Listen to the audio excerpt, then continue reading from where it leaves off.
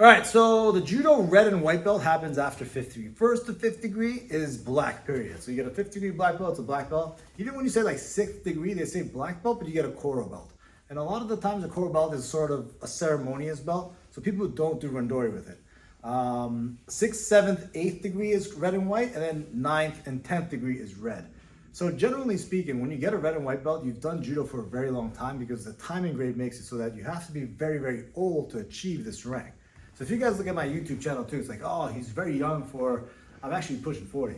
But there's still not a lot of 40-year-olds. I was the youngest person to get this in the US until Kayla Harrison won a double Olympic gold, and they gave it to her also, but much younger than me. So it is very young to have this belt, and even those guys who sort of have the rank generally wear a black belt when they're working out. When they're doing a ceremony or when they're in a teaching role, they wear it, and then when they wear it, generally kind of signifies like, hey, I'm old, I put in my time, I'm not gonna do randori today, and it's kind of rude to ask somebody with a red and white belt to do randori, you know? But I said, forget all that, I'm gonna wear it every day because I love it, I earned it, I'm gonna do randori, and it's pretty cool. You know, one time Michael came, Kozitzki, he was like a judo champion, he's a US Sambo coach too, he works out in Philadelphia, his own dojo. He came to work out with us, he brought all his guys, and he brought his red and white belt.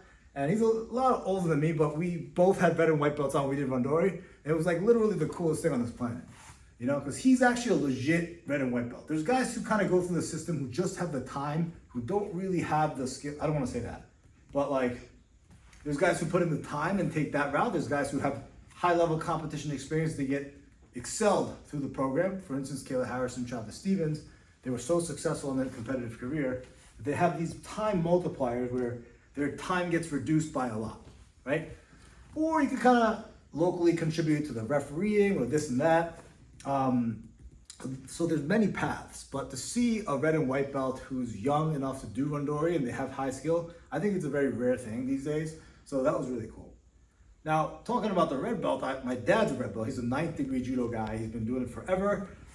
Obviously, he's 86 years old. He doesn't do it anymore. And I asked him one day, yo, Dad, like, what is it like? Or, I mean, you know, what is it like? But like, what does it really mean to be a red belt, you know?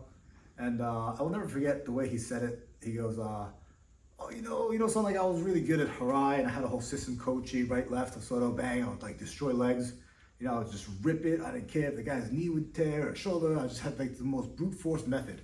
Really cool. If you could look up my father's judo system. I think I titled it Red Belt Judo System.